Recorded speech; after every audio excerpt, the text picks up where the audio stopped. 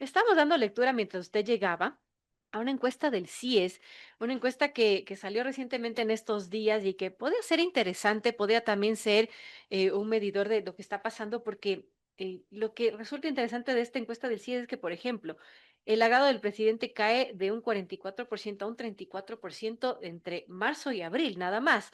La confianza de un 33 cae a un 27% en este mes y la calificación positiva de un 43% cae a un 31%. Eso, a grosso modo, también el tema de la indignación se incrementa de un 37 a un 40%, el miedo de un 25 sube a un 28% y la confianza del 7% cae al 3%. En resumen, lo que apunta el CIES en su último estudio.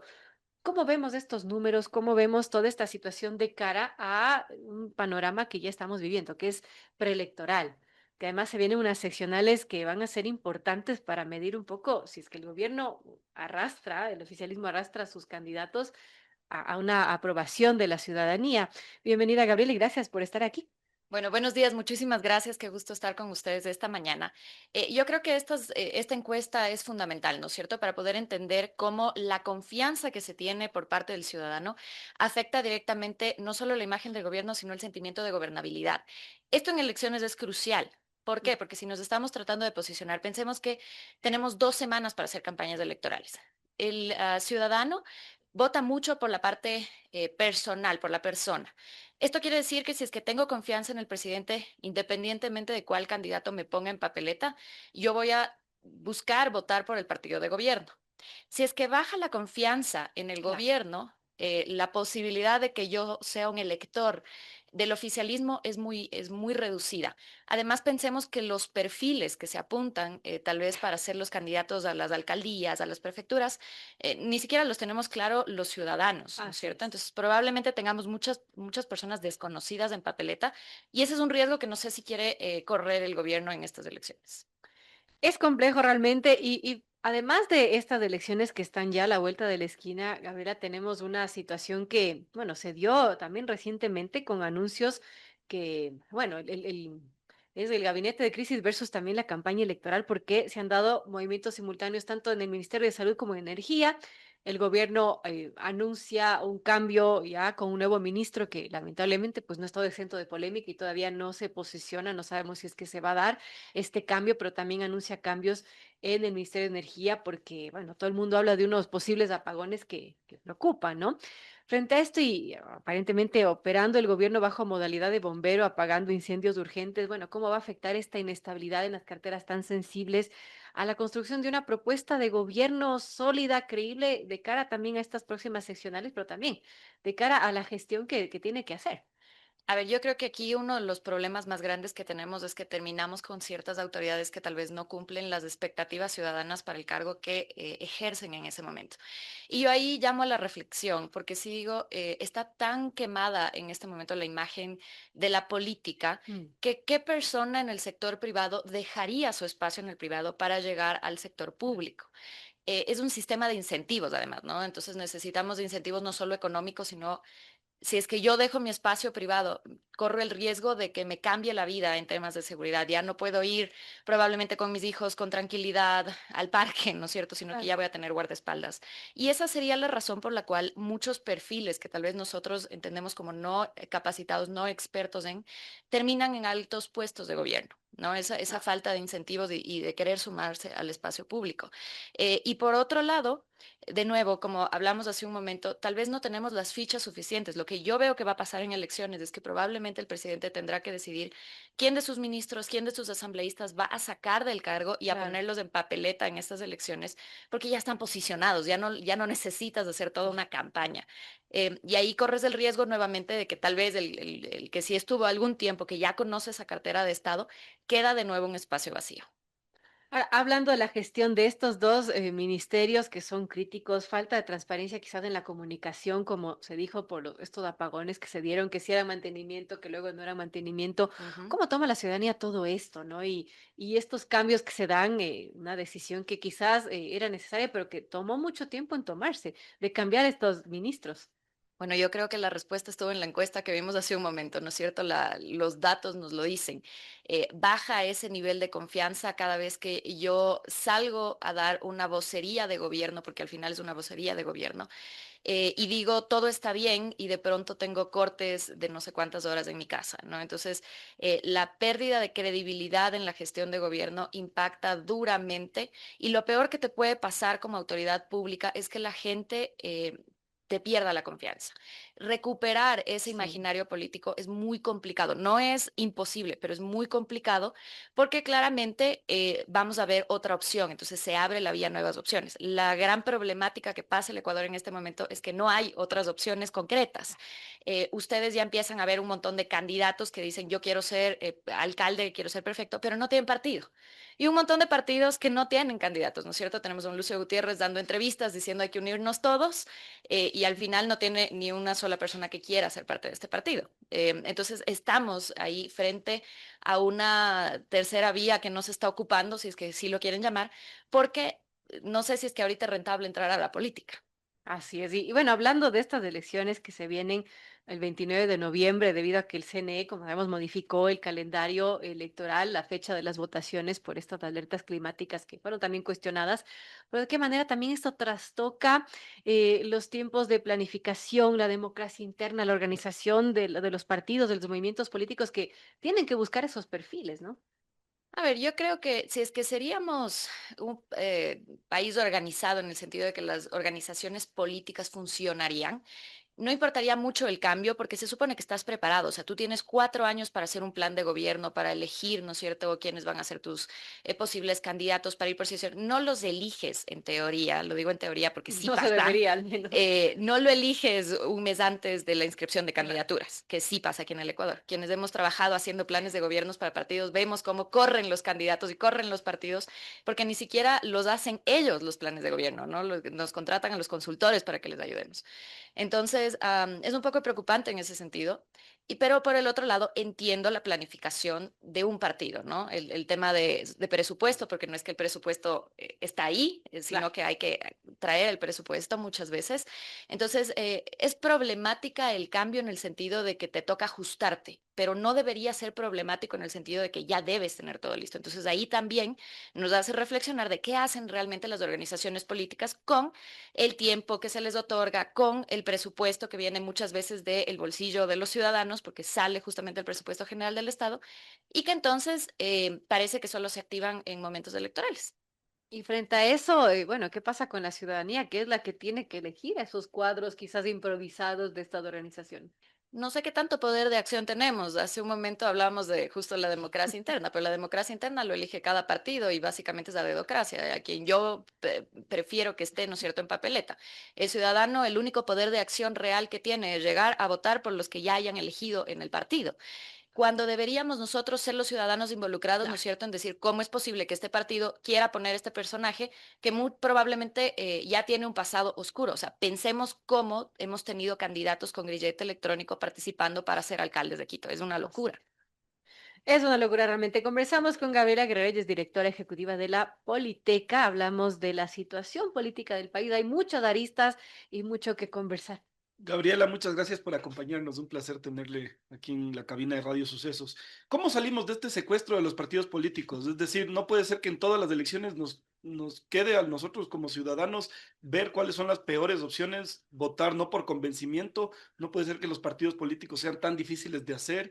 No sé si haya una crisis de representatividad, porque yo no me siento, por ejemplo, identificado con ningún partido político. Ninguno tiene ideología. Es decir, había antes partidos políticos que decían son de derecha, son de izquierda, ahora un partido de izquierda en unas elecciones puede ser de derecha en otras, y el código de la democracia es un gran causante. Sin embargo, cuando llegan al poder, la gente se aprovecha de este sistema para secuestrar la política. Entonces, ¿qué podemos hacer como sociedad civil? ¿Solo hablar en entrevistas, como criticar, o hay algo que podamos realmente hacer para organizarnos? Nosotros tenemos algo llamado control social que nunca usamos, ¿no? La sociedad civil tiene lo que está secuestrado, creo yo, por el Consejo del CPCCS, en cierta forma, que eso es lo que tiene que hacer, que es un tema de transparentar y también de buscar mecanismos de participación ciudadana.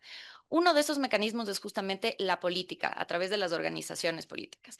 ¿Qué creo yo que deberíamos hacer? Empezar a crear nuevos partidos. Sí, pero partidos, no movimientos, partidos con representación a nivel nacional, con afiliaciones reales, con personas que sepan, pero eso significa que tenemos que no quedarnos en espacios de la sociedad civil. Hay un montón, yo les puedo contar miles que existen, sobre todo aquí en la ciudad de Quito, pero ninguno de esos espacios ha trascendido o ha dado el paso para hacer una formalización de esa sociedad en algo político, ¿no? Yo creo que ahí está un poco el miedo. Yo creo que la razón por la cual no estamos llegando a la política y dejando esos espacios a quienes no deberían es porque no queremos ensuciar nuestra imagen pública. Y eso yo creo que es la principal barrera, es lo difícil. Pero Ahora, también es costoso, es decir, te toca el poner millones de dólares para levantar todas las firmas que se necesitan para establecer un partido o un movimiento local. es costoso, la política siempre ha sido costosa, pero hay grandes carteras en todas las ciudades. Lo que pasa es que las grandes representaciones de esas carteras no quieren probablemente entrar a la política y se quedan mucho en la sociedad civil, que hay ahorita un montón de proliferación, por ejemplo, de fundaciones, de organismos de ayuda, pero no han dado el paso y yo creo que también tiene que ver un tema de egos. Así como en la política hay egos, yo creo que también en la sociedad civil hay egos. Entonces, contigo sí quiero participar, pero contigo no. Y esa ha sido una de las razones por las cuales no tenemos una representación como más direccionada. Yo aquí doy la razón en una cosa y es que no hay ideologías claras. Todos se han convertido en partidos catch-all. Dependiendo qué funciona mejor, en esa elección yo voy por este o este. Yo creo que necesitamos liderazgos en firme, pero para dar ese paso hay que primero construir un qué quiero hacer. Yo no sé si la gente se ha sentado realmente a decir, así quiero que sea, por ejemplo, la ciudad de Quito en 20 años. Yo no veo esa planificación. Pero, ¿qué nos queda a nosotros entonces en estas elecciones locales? Se sabe que hay dos candidatos, el alcalde Pavel Muñoz, también el ex alcalde Jorge Yunda, que más o menos tienen un 40% entre los dos. Hay un espacio para una tercera vía. El oficialismo cada vez está más en declive. ¿Será que Ujú. puede poner un candidato lo suficientemente fuerte para pelearle? ¿O el desgaste, por ejemplo, de la gestión le afectará a Muñoz y Yunda no lo logrará como en el 2023, que quedó en segundo lugar, pero se pintaba como favorito? ¿Cuál es el panorama? A ver, yo creo que en ese sentido tenemos candidatos que son muy buenos en posicionarse políticamente. Le puede estar afectando, por ejemplo, al alcalde en este momento las críticas que ha tenido sobre todo esta semana en temas de movilidad, pero tiene ya su capital político bien puesto. Es decir, Mm. independientemente de lo que haga, ya tienen las personas que son sus votantes fijos. El señor Jorge Yunda también. Y él es un lince político en el sentido de que si las elecciones pasadas logró que el tema de su grillete no sea un factor para tener votos, él sacó más votación las elecciones pasadas que la primera vez que entró para ser alcalde. Incrementó punto y medio. Entonces eso no significa que en estas elecciones no le vaya igual de bien. Terceras vías siempre va a haber. Es más, yo creo que una vez más tendremos una papeleta llena de candidatos para elegir, pero ahí el ciudadano tiene que hacer sí o sí la función de leer qué dice el plan de gobierno, escuchar las entrevistas, escuchar los debates, y yo creo que ahí el ciudadano es donde falla, ¿no? Porque al final eliges a la persona y la que ya está posicionada. Ahí es donde no estamos haciendo nosotros nuestra suerte de control social. ¿Ya hay alguna manera de elegir unas primarias, digamos, de la oposición? Porque existe un 60% de quiteños que no están de acuerdo con una de esas dos opciones. Sin embargo, es muy difícil hacer unas primarias, cómo votas, cómo haces el padrón electoral, quién Ujú. pone la plata. Entonces hay mucha gente que dice, ya, perfecto, vamos a las encuestas, pero ellos mismos pagan las encuestadoras y hay muchas encuestadoras que van a decir, él es del tercero, él es del tercero. Entonces es muy difícil esa acción política de la ciudadanía o de alguien que esté interesado en hacer una tercera vía consolidada. Nosotros dentro del control social tenemos un mecanismo que se llama consulta popular, que nunca usamos y lo puede hacer el ciudadano. Entonces, ¿qué pasa? Que solo lo activamos cuando llega a elecciones. Cuando llega a elecciones empezamos a hablar de esto, nos quejamos de esto, pero es muy tarde porque ya las elecciones son mañana. ¿Qué es lo que deberíamos hacer? Si es que estamos viendo que hay muchas fallas dentro del código de la democracia, tenemos que estar en la asamblea peleando por esas reformas, tenemos que hacer llegar esta consulta popular, ¿no es cierto?, para que sea aprobada por el CNE y toma tiempo. La cosa es que si es que la sociedad civil no se da el tiempo para hacer eso, nadie lo va a hacer. Nos quejamos ahorita cuando el problema ya está. ¿Podemos hacer una suerte de primaria? Sí, por supuesto, pero no van a ser para estas elecciones, una vez Así más. es. Entonces yo invito a que si es que queremos posicionarnos, los líderes, ¿no es cierto?, que se están posicionando, hagamos estos procesos a tiempo, no ahora. Ahorita nos va a tocar una vez más, lo siento, pero nos va a tocar elegir lo que hay. Y ahora en el campo comunicacional del oficialismo, el presidente Daniel Noboa siempre se había caracterizado por tener una buena comunicación, que rompía esquemas políticos, era el líder de TikTok, tenía como que una conversación política que sacaba de contexto a la oposición. Ahora, en cambio, está súper debilitada la comunicación, también algunas crisis ocasionadas por la vicepresidenta Pinto. ¿Qué ha Ujú. pasado con la comunicación? ¿Perdió ese toque que tenía? La comunicación es la misma, lo que pasa es que ya no está funcionando, ¿no? La comunicación es exactamente igual. Lo que se le dijo al presidente tras las elecciones del 2025 es que no iba a ser sostenible en el tiempo Mm. si es que no empezaba a dar mensajes de fondo. Entonces, al inicio, claro, era una comunicación disruptiva, llamaba muchísimo la atención, un poco ahí el juego de cómo se usan las redes sociales. Hoy en día eso ya no basta. Si es que no pone resultados detrás, si es que no pone cosas más visibles acerca de la gestión de gobierno, la gente pierde la credibilidad, ¿no? Porque de nuevo las redes sociales es un mecanismo como de rendición de cuentas. Ya muy pocas son las personas que tal vez en la noche te prenden las noticias para ver qué pasó.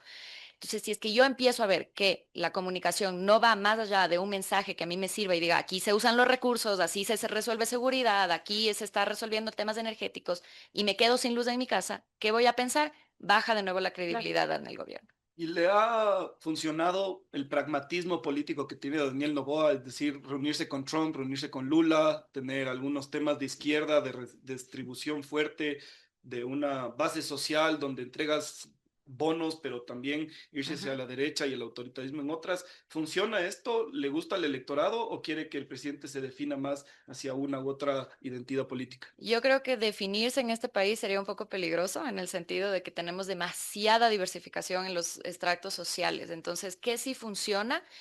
Funciona mantener ciertas ayudas sociales, ciertos discursos de izquierda, ¿no es cierto? Pero direccionamiento, incluso en la parte económica tenemos muchos temas de izquierda en este gobierno, más incluso que en el gobierno de Rafael Correa. Pero obviamente tiene que jugar con el que ahorita esté hegemón en el mundo. No va a jugar nunca en contra de Estados Unidos en ese sentido, ¿no? Le sirve obviamente estar dentro de la cúpula grande de las derechas del mundo, porque eso es lo que está posicionado ahorita. El presidente en ese sentido tiene que entender la estrategia política global, no solo la local, pero no puede deslindarse, ¿no es cierto?, de que existen problemáticas sociales y brechas sociales importantes en el país, por ende vamos a ver políticas de izquierda 100%.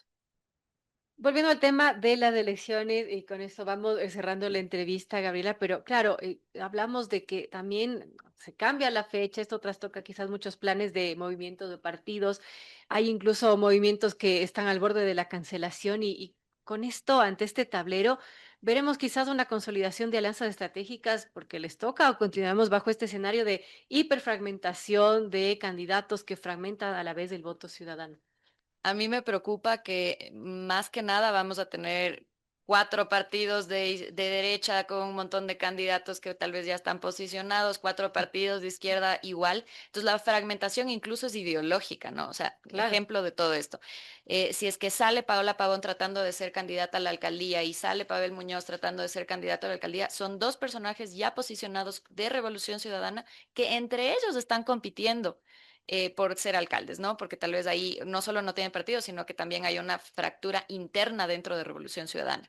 Entonces, no solo es la fragmentación de la proliferación de candidatos, sino de quién elijo de los que a mí me gustan.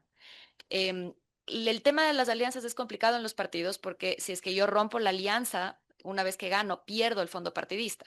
Entonces, Claro. no me conviene tampoco hacer alianzas si es que no confío en el otro Y ya partido. hay poco tiempo, además, para Hay eso. muy poco tiempo, ya le pasó a Revolución Ciudadana con Reto en estas últimas Así elecciones, es. cuando trataron de hacer su propia bancada, los de Reto les dijeron, señores, ustedes no pueden hacer eso, ¿no? Entonces, no hay confianza ni siquiera entre los mismos partidos, veo muy difícil que se hagan alianzas, pero ahorita les toca porque no hay, o sea, muchos partidos han sido eliminados, entonces les toca ver Claro. dónde. Eso tiene un precio político. Si yo me alío contigo, luego tú me tienes que pagar el favor. Entonces también habría que pensar qué favores políticos se pagan después. Qué complejo realmente. Y para finalizar, bueno, dada su experiencia liderando la Politeca, donde impulsa también la formación ciudadana, las elecciones locales, suelen centrarse en figuras individuales más que en los planes, porque casi nadie creo que lee los planes técnicos que tiene cada ciudad. Y en ese sentido, ¿qué elementos mínimos debería exigir el elector ecuatoriano a sus futuros alcaldes, a sus futuros prefectos, para no caer en estos populismos de territorio? Mínimo que si es que pensamos en algo, entre algo de temas de dónde va a sacar los recursos en financiamiento, ¿no es cierto? Y cuáles son las necesidades reales, eso a corto, largo y mediano plazo. Eso es lo que debería por lo menos decir un buen plan de gobierno.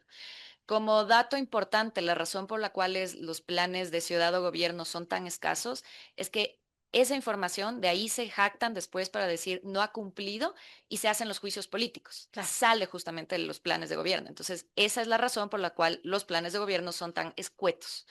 Me parecería que por lo menos dentro de las entrevistas que se escuchen, deberían los ciudadanos tratar de entender cuál es la planificación, como menciono, a corto, mediano y largo plazo de la persona que trata de ostentar el cargo público.